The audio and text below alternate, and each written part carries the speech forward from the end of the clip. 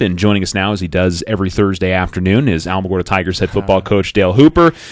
And big week, Coach. Final game before the bye week, and I tell you what, a lot of people across the state are really they've circled this game for a few weeks between yourselves and St. Pius. Yes. It's a good football team coming into town this week. It is, and we thought about that. We talked about it. We talked about it a long time ago before the season even started. I knew this was going to be a big week. I knew Pius was going to be good. I just thought the only difference is I thought we'd be undefeated at this time too.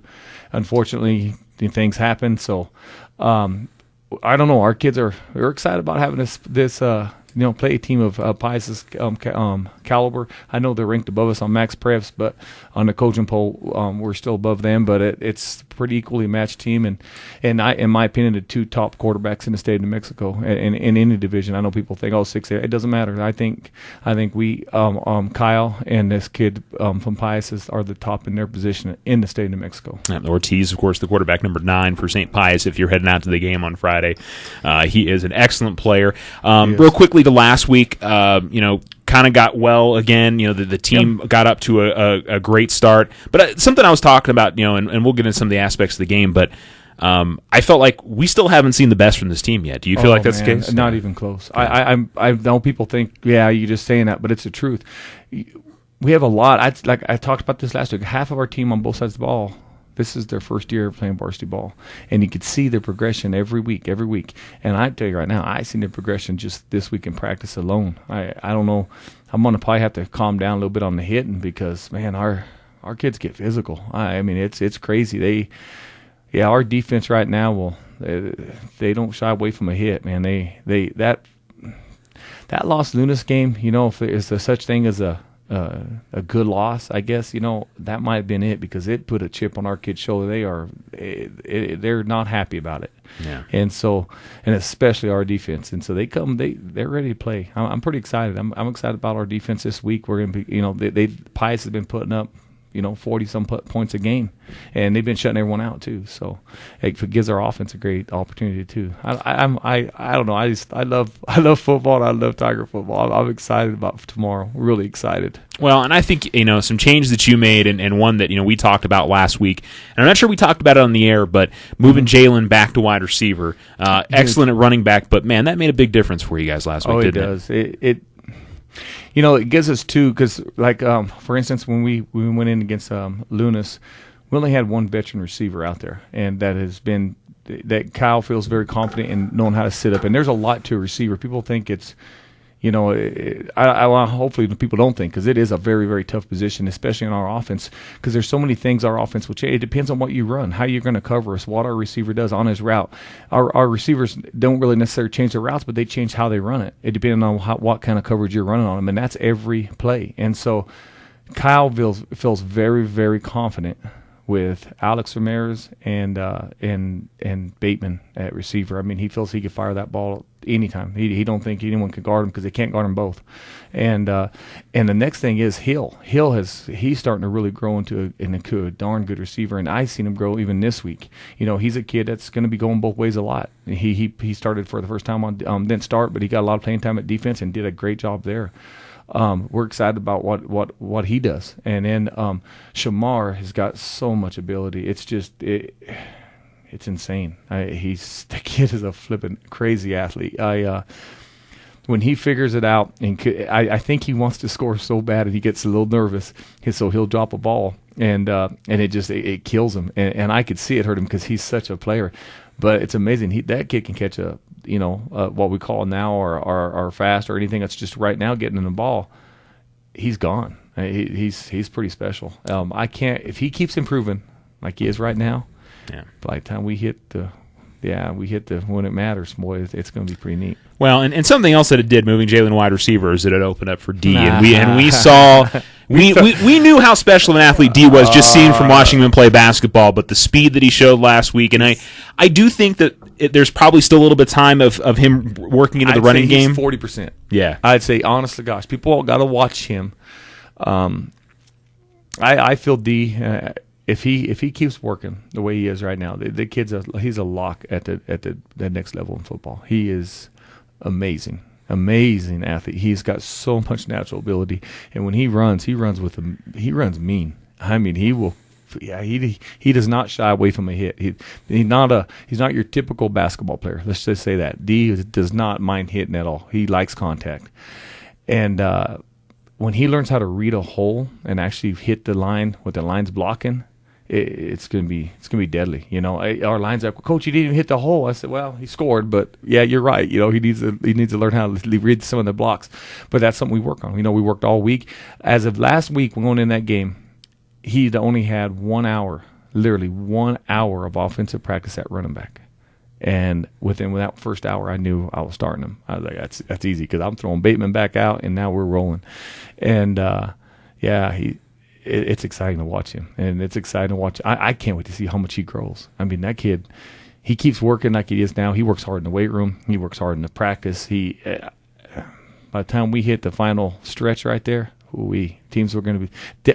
D's going to have a name for himself in New Mexico. That's for sure. Yeah, and you saw a lot on the read option. It was a little slow in the backfield last week, and again, that's my point. Is once the comfort level gets up there between Kyle and D running the football, it's going to be a big difference for you guys. I think it's improved already this week, and I think it's going to keep improving. And we're not. He's not doing his reads as fast as Hunter did, but Hunter had been in the system for 3 years. But on D, his talent is. It's special, isn't it? I mean, he hit that hole where when he ran the 88-yard touchdown, and when he got with no blocking because he ran the opposite way. The blocking was to the other side, and he took off the other way. We're like, well, I guess he's gone. He's pretty special. It was exciting to watch. I know our fans, and a lot of people came and talked to me afterward, and they were like, "Where did he come from?" I'm like, "Yeah, we've just now starting to get him into football, so we're pretty excited about having him." And D's here to stay, so I'm pretty excited. Yeah, very impressive. And of course, we'll see him in basketball later this year too, and he's excellent on that end of things as well. Defense, a big name we were just talking about before we went on the air. Getting Scotty Velasco back this week is going to be a big deal for you guys. Scotty was one of the premier defenders for the team last year, and he hasn't played yet this season. No, he hasn't. And Scotty is pretty excited, to say the least. If people know Scotty, man, that kid is a baller, and we'll see what he does this week. He's finally cleared to play, and so he's been repping, and we'll see. I know I'm excited to watch it. It's almost like Alex Ramirez, because I cannot say enough about Alex. The kid is insane, crazy athlete. It would be, well, why you call that play? I'm like, because I just want to watch Alex run. It's like when we got a game in control like that, I just want to see him run. It's just so exciting to watch that young man play. Because that's when I know Kyle's going to hit him, so he'll get him the ball, and it's like I become a spectator. It's like he's such a special young man. I can't say enough. Anyone that has not watched Alex Ramirez play football, you're missing it. You are missing it, because this is a young man I've been coaching a long time. You don't have kids like this. He is just, oh my word, he's special. I don't know how he scores sometimes. It's just, and then him and Kyle, I don't know if there's a better duo in the state. Everyone's talking about, Pius's kid in they're number 14, but Alex and Kyle have hooked up for a lot of yards over the last few years and touchdowns. So I don't even know what they're at right now, touchdowns, but it's got to be, it's insane. Nice turnaround in special teams this week for you too. Obviously, it's amazing how you put a little bit of work in that, and our kids understand the importance of that. I've been coaching it pretty hard, to say the least. I think our kids are scared to death of me when we go to special teams, because I'm not messing around no more. I felt that cost us dearly in the Los Lunas game. Because again, I said it then, I don't think we should have ever been behind that game, and so the punt return is the one that gets a standout, but I thought the kickoff coverage all game was incredible. Oh yeah, our kids will go down and get you. They will, and I talked about that today with our kids, because we had to do our early kicking with money, because he's got soccer, so he's gone. So we go early in the morning. We knock out that, and I talk about that, and I challenge our kids. Our kids are betting each other who's gonna get down there, and it's a contest, boy. And they, like I say, it's almost like defense. I don't put a kid on that kickoff team that don't want to knock your head off, and so it's fun. I don't know. Football is so much fun. It's been fun this week. Yeah. So this is a good defense, clearly, that you're playing this week in St. Pius. Oh, man. They've shut out a couple of teams already and have played very, very well. What do you guys need to do in terms of, we got to take care of the football. We got to be smart with the football. I think some of the our receivers are getting a little better, and Kyle's got to be. I worry about Kyle. Sometimes he worries about because. Like with him and Alex and Bateman and those guys there, he's on money. I mean, it's their balls are never even close to being picked or anything.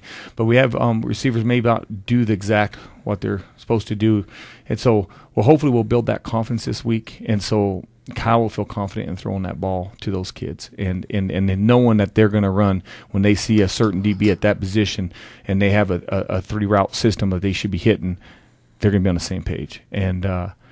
I don't know. We've looked pretty good this week. I mean, we've really been working that, and I don't know. Take care of the ball. Make sure we don't fumble. Defensively, we have got to contain their quarterback. Their quarterback has killed their last 3 games. He's been the man. I mean, he's been dang near their whole team, and that's offensive and defensively. He plays defense too, and he's good on defense.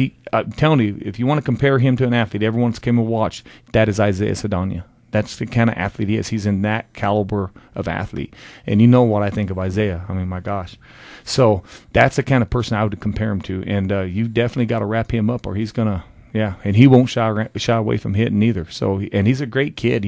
Our kids hung out with all those kids during camps and stuff. We got to hook up in camps, and we competed there too. And it was a lot of fun. And Kyle and that quarterback, of course, them going to these other camps together and stuff. So our kids know each other, and it's going to be fun. I don't know. I couldn't imagine not everyone in Alamo come to the game to support them. It's going to be, I hope, a packed house. And again, the featured game of the week in New Mexico. And 5A, 6A, it doesn't matter. It is definitely the game of the week. Yeah. Homecoming crowd was great last week, and we hope to see an even better crowd this week. And again, worth pointing out, there's 3 home games left in the regular season. I mean, we all certainly hope and believe there'll be a playoff game at Tiger Stadium this year, but we're assured 3 more home games. That is it. And we're away for 3 weeks after this. This is a big game for us, and then we go on off week, and then we're away and then home, and then we don't have a lot of so we really need to get people out and watch our game tonight and help support our boys. So. Yeah, because we know. People are going to show up for the Artesia game. We know that people are going to be here for that one coming up in a few weeks. But I think Pius. I know people don't know Pius, but Pius is just as big because. Yep. I know people think, okay, Artesia is good. From what I've been told, they're better even than last year. And that's fine, because I think Pius is better than last year, too. And they lost to him by 7 in the playoffs. I know Pius is better than they were last year. Okay, so you got them, Pius, us. You got Roswell, who is playing lights out right now. And I wouldn't be surprised a bit tonight or tomorrow that they don't upset Los Lunas. Yeah. I wouldn't put it past them a bit. I'm telling you, I actually think I think they'll pull it off. But you got Roswell, and then you got Goddard, and so any of those teams right there, and I think the sleeper that could be in our 5A is you've got to keep an eye on is Belen. I think Belen could jump up and get any of. I wouldn't put them in that top 5 category, but they're playing really well. They're playing really well right now, and. So it feels really wide open right now. I think wide open. I think Artesia definitely deserves to be talked about because they're the two-time defending state champ. Right. But between yourselves, Los Lunas, St. Pius, Goddard, Roswell, Belen, that's correct. It's pretty wide open. Teams, and so this is to say this is a big game is an understatement. I said that about Los Lunas, and I'm saying the same thing right now. We don't have from here on out. There's nobody we play that is not a top team.